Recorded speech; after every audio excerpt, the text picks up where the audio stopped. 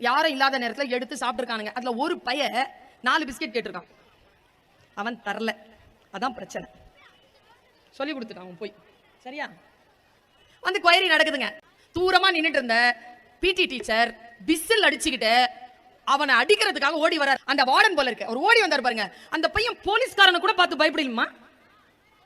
அந்த பிடி டீச்சரை பார்த்த உடனே அப்படி பயந்து ஓடுனான். நான் அவனை பார்த்துட்டே இருக்கிறேங்க. ஓடன பைய 12ல இருந்து 18 அடி தாண்டி இருப்பான் மேடம். அங்க பக்கத்துல ஒரு சுவர் இருக்கு. அது ஒரு 12-16 அடி இருக்கும். 12 அடி தாண்டி 16 அடியை தாண்டிட்டான். நான் போலீஸ்காரங்க கிட்ட சொல்லல, அந்த டீச்சர் கிட்ட சொன்னேன், என்ன தண்டனையோ அது கொடுங்க, படிக்கிற பையன் பாத்துக்கங்க. பசியில செஞ்சானா விளையாட்டா செஞ்சானான்னு தெரியல, ஆனா ஏதோ ஒரு திறமை இருக்கு. எனக்கு தெரிஞ்சு ஹை ஜம்ப்ல அவனை பிராக்டிஸ் பண்ணீங்கன்னா நேஷனல் பிளேயரா வருவான்.